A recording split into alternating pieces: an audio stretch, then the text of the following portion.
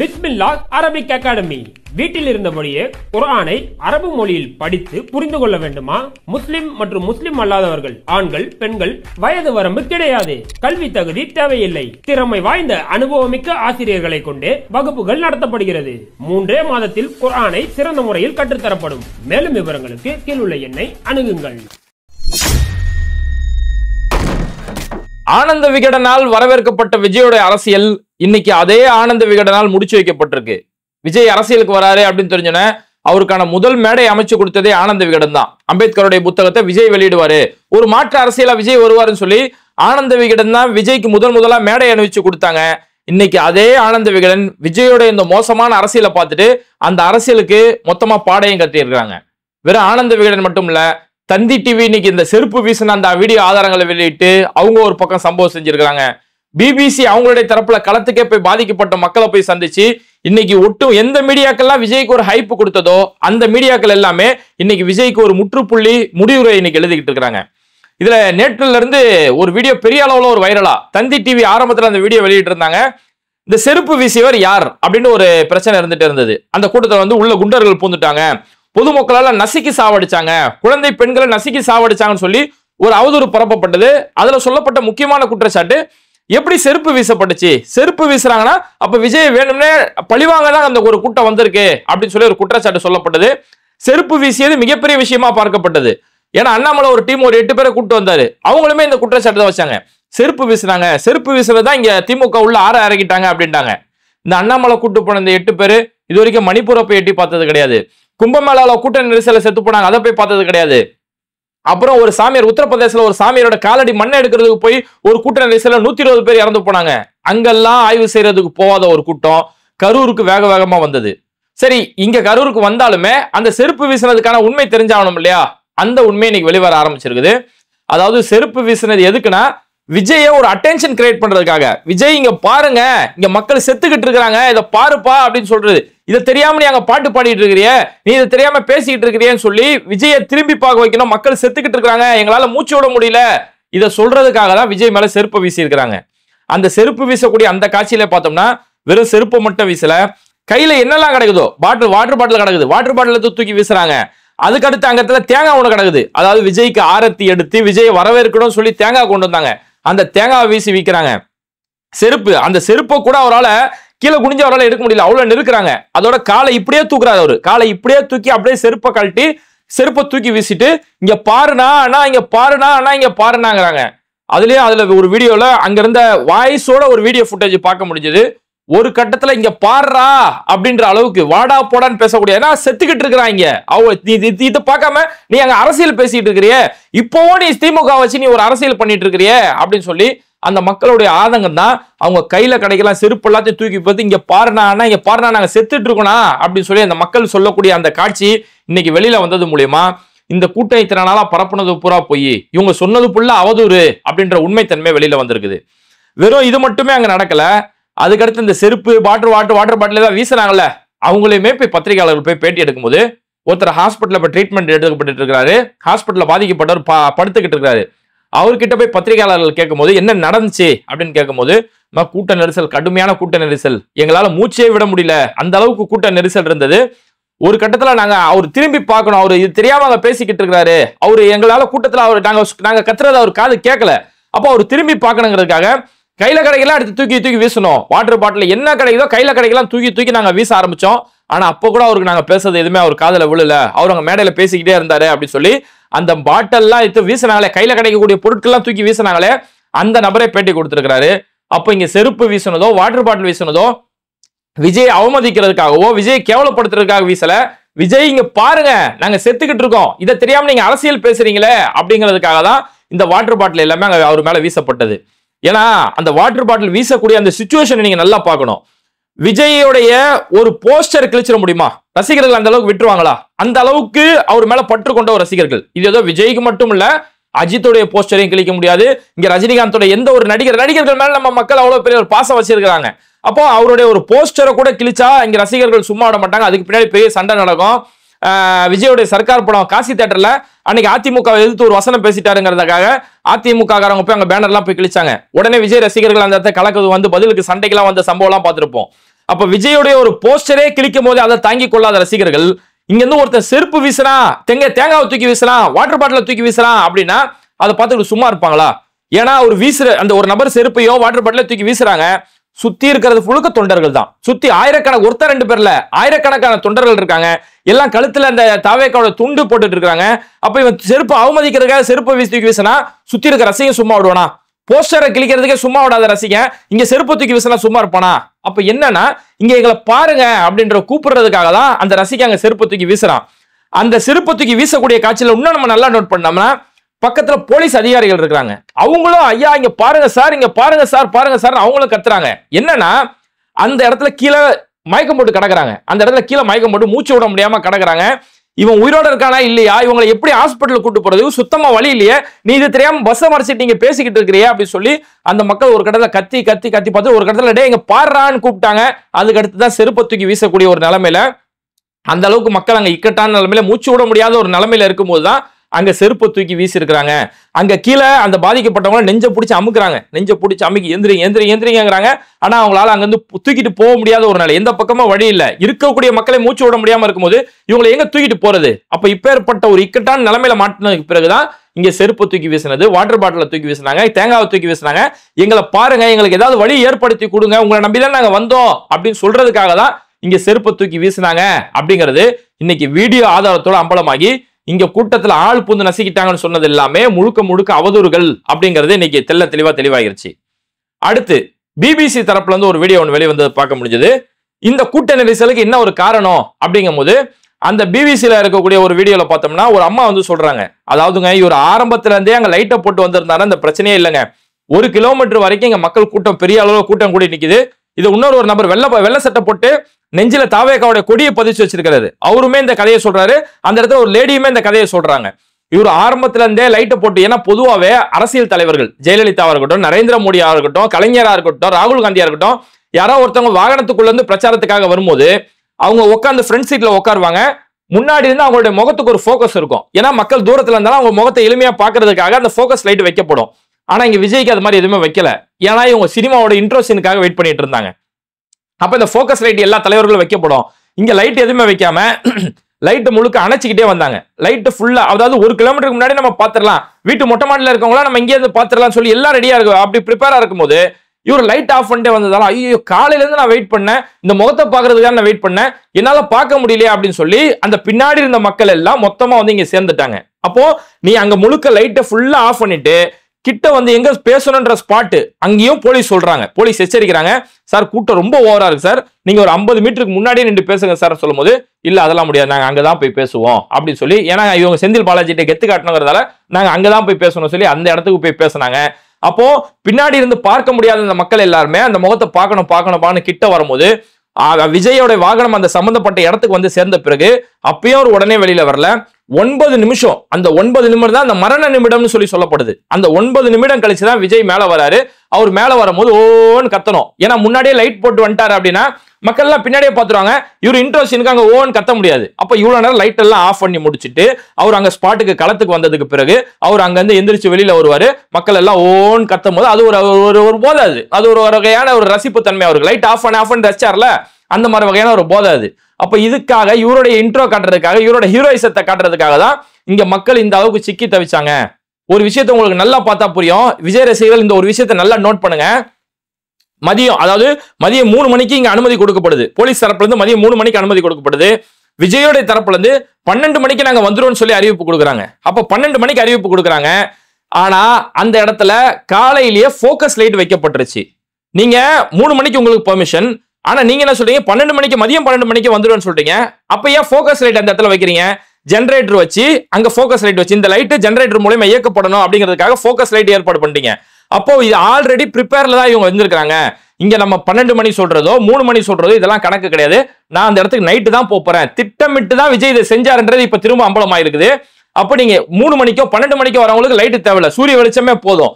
அப்ப நீங்க அங்கேயே முன்னாடியே போக்கஸ் லைட்லாம் செட் பண்ணி வைக்கிறீங்க, 100கணக்கான போக்கஸ் லைட் செட் பண்ணி வைக்கிறீங்கன்னா அப்ப நான் நைட்டு தான் அந்த இடத்துக்கு போறேன்றத விஜய் முன்னவே முடிவு பண்ணிட்டாரு. முடிவு பண்ணி வேணும்னே கூட்டத்தை சேர்க்கணும்னு விஜய் தான் பக்காவா பிளான் பண்ணாரு. போலீஸ் எஃப்ஐஆர்ல ஃபைல் பண்ணது உண்மையில 100% உண்மை அப்படிங்கிறது தெரிய வருது. ஏன்னா விஜயோடைய பழைய வீடியோக்கள்லாம் நம்ம பார்த்துருக்கிறோம். குறிப்பா திருப்பாச்சி படத்துல அந்த நீ எந்த ஊருன்னு ஒரு பாட்டு, ஒரு வெள்ளை சட்டையில போட்டு விஜய் ஆடுவாரு. அப்போ அந்த பாட்டு ஷூட்டிங் நடக்கும்போது அன்னைக்கு சன் மியூசிக், எஸ்எஸ் மியூசிக்லாம் இருக்கும் டிவி சேனல்ல. அந்த எஸ்எஸ் மியூசிக் சார்பில் அந்த பாட்டோட ஷூட்டிங் ஸ்பாட்டுக்கு போய் விஜய்கிட்ட போய் பேட்டி எடுக்கிறாங்க. அவருடைய ஷூட்டிங் அனுபவங்கள், சினிமா அனுபவங்கள்லாம் எடுக்கும்போது அந்த ஒரு பேட்டியில விஜய் பேசுறாரு, எனக்கு வந்து டைம் பங்க்சுவாலிட்டி ரொம்ப முக்கியமா இருக்கும். ஒரு ஷூட்டிங் காலையில 6 மணி அப்படின்னா நான் 5:55 அங்க போகணும்னு சொல்லி நிற்பேன். 5:55 5 மணிக்கு போனா கூட நான் சந்தோஷமா இருப்பேன். ஆனா 6:05 அந்த இடத்துக்கு போனா அன்னைக்கு டே ஃபுல்லா எனக்கு கில்ட்டா இருக்கும். அந்த அளவுக்கு எனக்கு மன உறுத்தலாவே இருந்துகிட்டு இருக்கும். அதனால நான் முன்னாடியே போயிருவேன். கொஞ்சம் தாமதமானா கூட என் டிரைவர் கிட்ட வேகமா போ நான் சொல்லிக்கிட்டே இருப்பேன். அந்த அளவுக்கு நான் டைமை கீப் அப் பண்ணுவேன். இதை நான் பெருமைக்கெல்லாம் சொல்ல, அந்த அளவுக்கு நான் டைமை ஃபாலோ பண்ணுவேன் அப்படின்னு சொல்லி விஜய் அன்னைக்கு சொல்றாரு.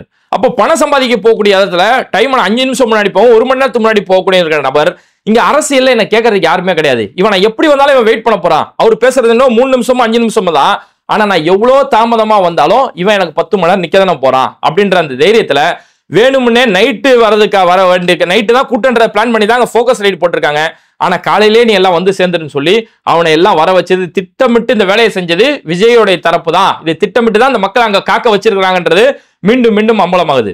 சரி, அவங்கள காக்க வச்சல, காலையில இருந்து அவனை காக்க வச்சிருக்கிற, நீ முன்னாடி நைட் வர தான் பிளான் பண்ணிட்டீங்க. அவனுக்கு ஒரு வாட்டர் பாட்டில் கொடுக்கணும்.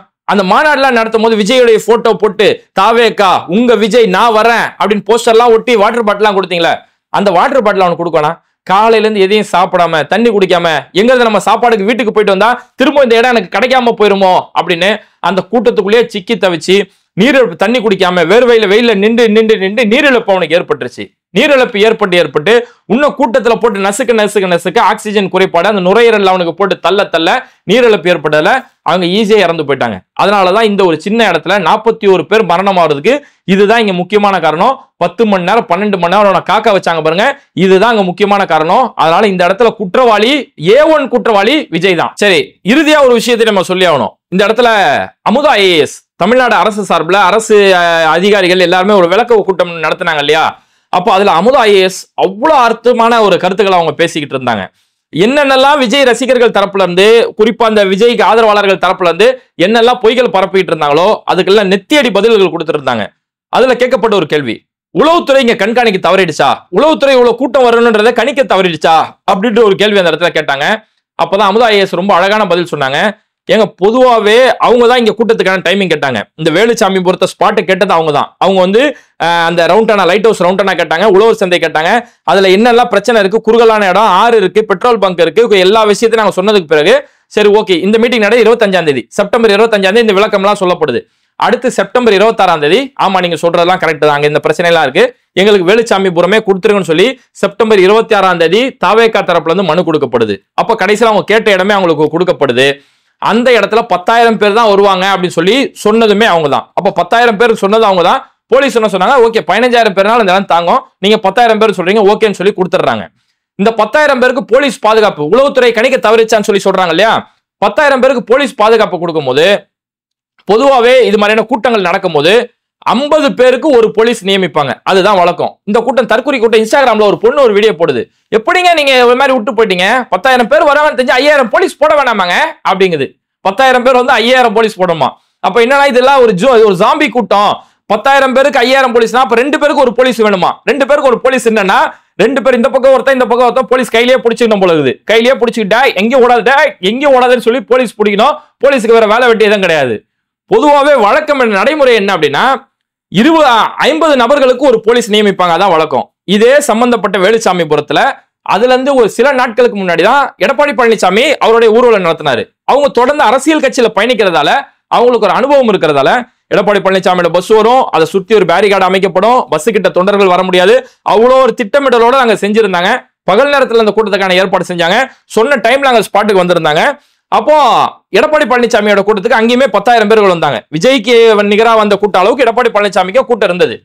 அப்ப அந்த கூட்டத்துக்கு எத்தனை போலீஸ் அங்க நியமிச்சாங்க அப்படின்னும் போது அங்க 50 நபர்களுக்கு ஒரு போலீஸ் மணிக்கு 137 காவல்துறைகள் அங்க பணியில இருந்தாங்க. 137 போலீஸ் அங்க ஸ்பாட்ல இருந்தாங்க. ஆனா விஜய்க்கு நியமிக்கப்பட்ட போலீஸ் எவ்வளோ? இவங்களும் அதே 10,000 பேர் தான் கேட்டாங்க. ஆனா போலீஸ் 500 போலீஸை கூட்டாங்க. ஏன்னா இது கட்சி தொண்டர்கள் கிடையாது, கட்சி தொண்டர்கள் கட்சியோட சொல்லுக்கு கட்டுப்பட்டு நடப்பாங்க, இது ரசிகர் கூட்டம். ஏன்னா ரோகிணி தியேட்டர்ல விஜய் படத்தோட ஒரு ட்ரெய்லர் வெளியிடப்பட்டது. அந்த ட்ரெய்லரை பார்க்கறதுக்கு உள்ள போனவங்க அங்க இருக்கக்கூடிய டோட்டல் சீட்டையுமே அடிச்சு நொறுக்கி நாசப்படுத்திட்டு வந்துட்டாங்க. அன்னைக்கும் விஜய் அதை கண்டிக்கல. ஏன் ரசிகர்கள் இந்த மாதிரி பண்றீங்க, இந்த மாதிரி அநாகரிகமான செயல்களை ஈடுபடக்கூடாது, உங்களுக்கு ஒரு தனி ஒழுக்கம் இருக்கணும் அப்படின்னு சொல்லி அன்னைக்கு அதை கட்டுப்படுத்தல. விஜய் ஒரு மேடையில பேசும்போது பேனர்ல ஏறான், மரத்து மேல ஏறான், ஒரு சின்ன மரக்கிளை உடஞ்சி கீழே விழுந்தா உயிர் போயிடும். ஒரு பையனோட வீடியோ ஆனந்த விகடன் எல்லாம் பார்க்க முடிஞ்சு.